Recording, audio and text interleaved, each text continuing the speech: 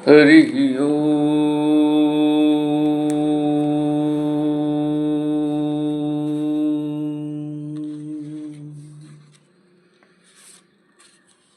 ॐ जटिने दण्डीनि नित्यं लम्बोदर शरीर्णे कमण्डलु निषङ्गाय तस्मै ब्रह्मात्मने नमः।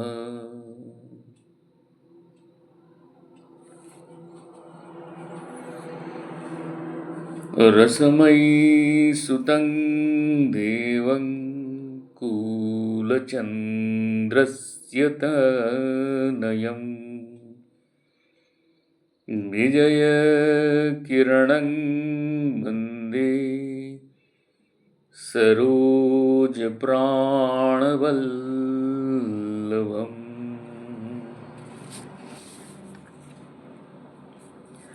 গ্রন্থ দরবেশ দরবার প্রথম খণ্ড, পূর্বপাঠের পরবর্তী অংশ। ব্যবসায়ের জীবনে কিরণচন্দ্রের অন্য একরকম অভিজ্ঞতা ও অভ্যাসও গড়ে উঠেছিল, যা তাঁর পরবর্তী আধ্যাত্মিক জীবনের সহায়তা করেছে। একজন পাকা ব্যবসায়ীর মতো কিরণচন্দ্র অফিস ও কর্মচারী পরিচালনার কাজটা যেমন নিপুণভাবে রপ্ত করেছিলেন, তেমনি টাকা পয়সার রীতিমাফিক হিসাব রাখা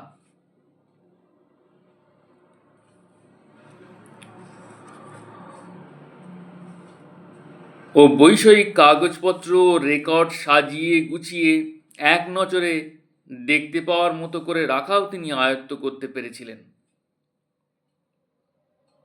দরবেশজি যে লিখেছেন, অফিসের কাজ যদি অফিসের মতো প্রণালী অনুযায়ী সম্পাদিত না হয়, তবে সে ব্যবসায় একটা প্রকাণ্ড পরিহাস হয়ে দাঁড়ায়। এটা নিঃসন্দেহে তাঁর নিজের ব্যবসায়ী জীবনের অভিজ্ঞতার কথা। নিতান্ত অর্থকরী যে কাজ মানুষকে বা সাধককে করতে হয়, তাকে সাধন ভজনের মতো কর্তব্যবোধে সম্পাদন করতে দরবেশজি উপদেশ দিতেন। কিন্তু তার মানে এ নয় যে ব্যবসায়ী তাঁর দোকানে বা গদিতে বসে কিংবা চাকুরে তার অফিসে বসে ভজন করবে বা ধর্মালাপ করবে।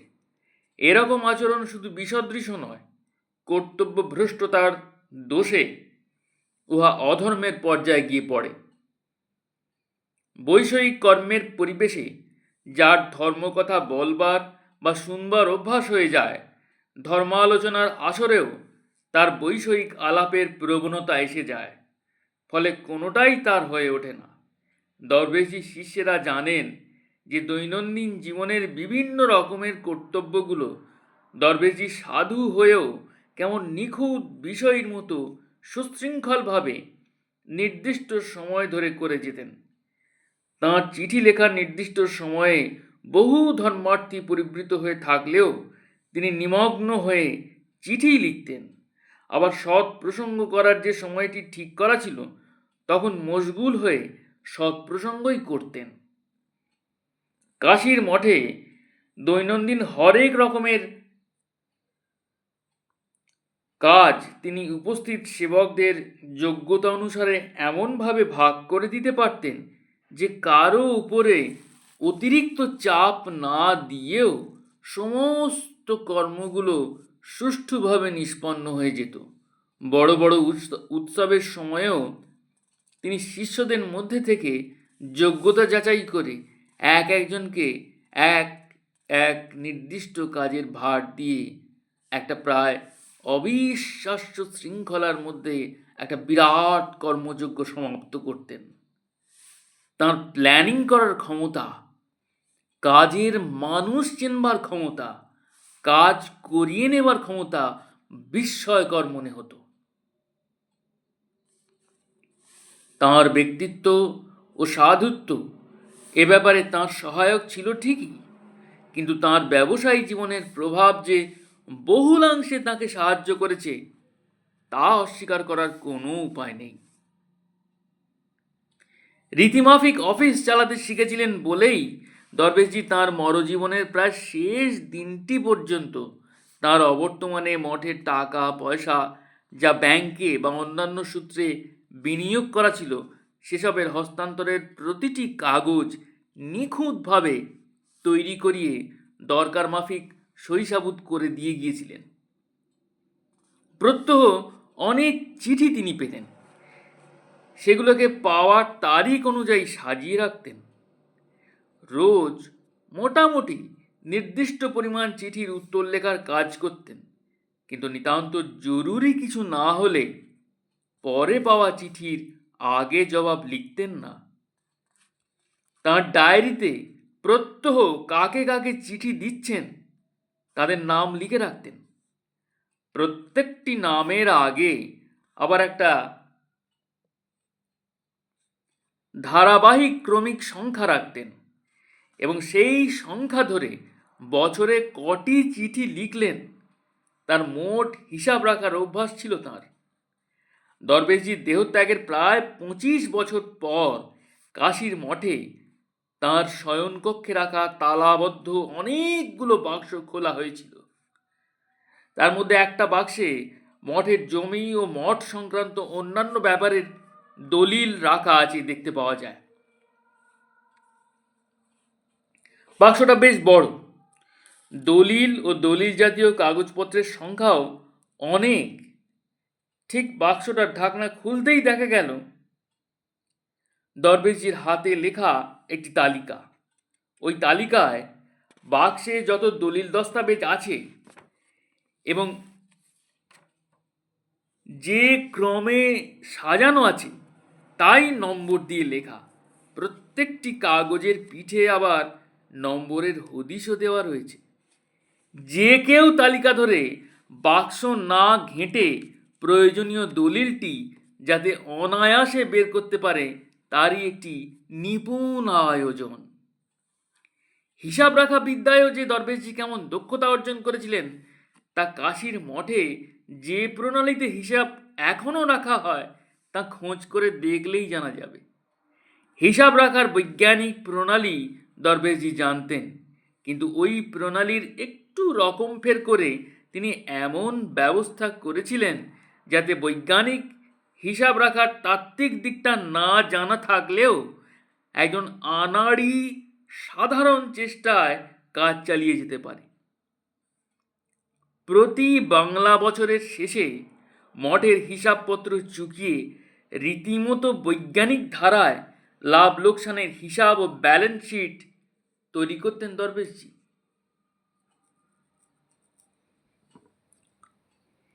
এ ব্যাপারে তাঁর কি নিয়মানুবর্তিতা ও নিষ্ঠা ছিল তা তাঁর শিষ্য নন্তু সেনের বলা একটা ঘটনায় জানা যায়। 1353 সালের বৈশাখের শেষ কি জ্যৈষ্ঠের প্রথম কাশীতে দরবেশজি অত্যন্ত অসুস্থ হয়ে পড়ায় তাঁর শিষ্যেরা চিকিৎসার জন্য তাকে কলকাতায় নিয়ে এসেছেন। অভয় মিত্র স্ট্রিটের তারকনাথ সাহার বাড়িতে দরবেশজি আছেন। তাঁর অসুখ তখন বেশ ঘোরালো হয়ে উঠেছে।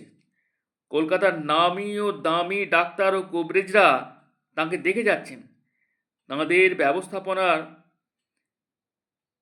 বিশেষ কোনো উপশম হচ্ছে না। নন্তু প্রায় রোজ তাঁর অফিসের পরে দরবেশজির আস্তানায় চলে আসেন। আরও অনেকে আসেন। সন্ধ্যার পর আবার যে যার চলে যান। দরবেশজির অসুখ খুব জটিল, তা সবাই জানেন। অথচ বিকেলের দিকে যখন দর্শনার্থীরা আসেন তখন তিনি প্রায় স্বাভাবিকভাবেই তাদের সঙ্গে কথাবার্তা বলেন, কখনো বা লেখার কাজ করেন। এমনই একদিন বিকেলে নন্তু যখন এসে পৌঁছলেন তখন দরবেশজির ঘর ফাঁকা। অন্য দর্শনার্থী কেউ এসে পৌঁছাননি। নন্তুর বয়স কম, তাঁর সাধন হয়েছে 1 বছরও হয়নি। কাজেই তিনি রোজই ঘরের কোণে দরবেশজির আসন থেকে বেশ ব্যবধানে এসে বসেন। যা কথাবার্তা হয় শোনেন, আর কথাবার্তা না হলে বসেই থাকেন। নন্দু নিজে যেচে দরবেশজিকে কোনো কথা জিজ্ঞাসা করবেন এরকম ইচ্ছাও হয় না, হয়তো সাহসও হয় না।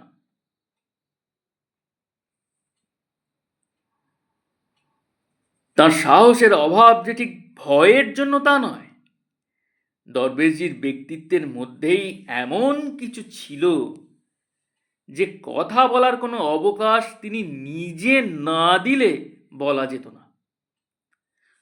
তবে নন্তুর অল্প বয়সী মনে একটা দুঃখ ছিল। দীক্ষার পর কবারই তাঁর সঙ্গে দরবেশজির দেখা হয়েছে, কথাবার্তাও হয়েছে কখনো কখনো, কিন্তু দরবেশজি কোনোদিন তাঁকে নাম ধরে ডাকেননি। হয়তো ডাকার দরকার হয়নি বলেই ডাকেননি। কাছে বসে থাকা মানুষকে নাম ধরে ডাকার প্রশ্নই ওঠে না। যাই হোক, এদিন নন্তু এসে তার অভ্যাস মতো দরবেশজির আসন থেকে অনেকটা দূরে ঘরের কোণে বসলেন। দরবেশজি আসনে উপবিষ্ট। একটু পরে দরবেশজি হঠাৎ ডাকলেন, নন্তু, এখানে এসো। অনেকটা চমকে উঠেই যেন নন্তু তার আসনের কাছে এগোলেন। দরবেশজি আবার বললেন, ব্যালেন্স শিট তৈরি করতে শিখেছ? প্রশ্নটির তাৎপর্য এই যে এ সময়ের প্রায় বছরখানেক আগে নন্তু সাধন পাবার কদিন পরে তার আইএ পরীক্ষার ফল বেরিয়েছিল এবং দরবেশজির নির্দেশ চাইতে তিনি বিএ না পড়ে বিকম পড়তে বলেছিলেন। বিকম পড়তে গেলে অ্যাকাউন্টেন্সি শিখতে হয়। নন্তু উত্তর দিলেন যে ব্যালেন্স শিট করা মোটামুটি শিখেছেন। দরবেশজি তখন বললেন, তাহলে মঠের বার্ষিক হিসাব মিলিয়ে প্রফিট অ্যান্ড লস অ্যাকাউন্ট ও ব্যালেন্স শিট করে দাও। নন্তু তো অবাক, বললেন, জমা ও খরচের অঙ্কগুলো কোথায় পাবো? দরবেশজি বললেন, সে আমার কাছে আছে, তুমি লিখে নাও। এই বলে তিনি নন্তুকে কাগজ কলম দিলেন। বাক্স খুলে একটি লেখা কাগজ থেকে আয় ও ব্যয়ের দফায় দফায় মোট অঙ্কগুলো বলে গেলেন।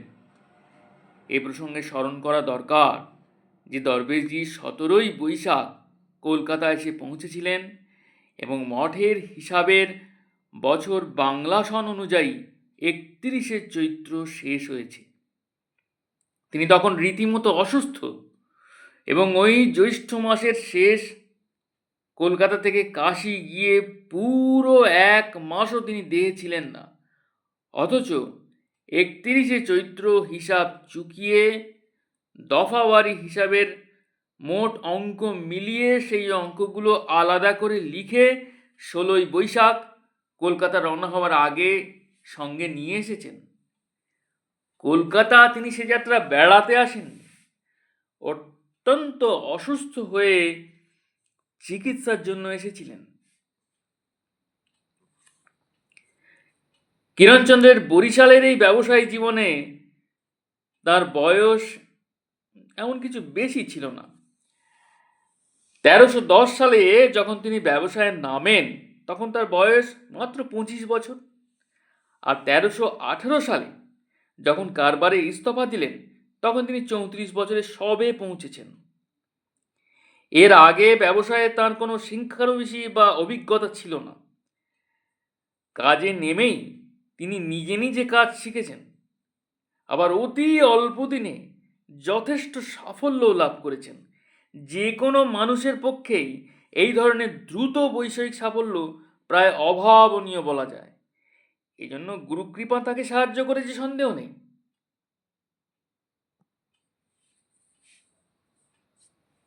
কিন্তু তার নিষ্ঠা, উদ্যম ও সংকল্পের দৃঢ়তা নিয়ে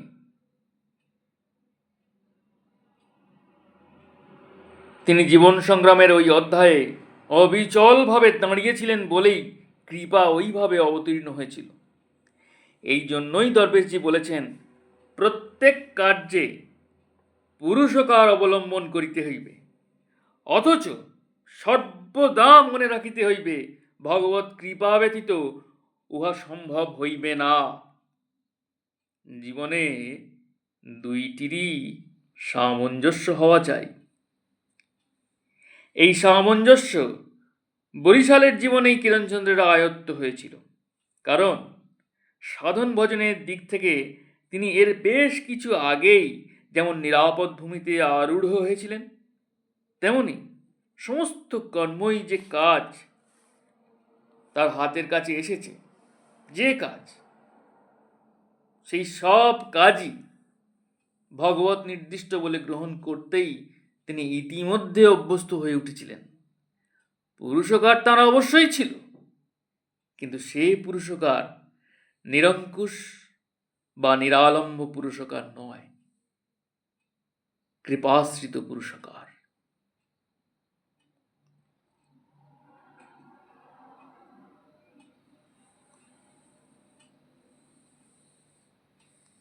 জয় গুরু,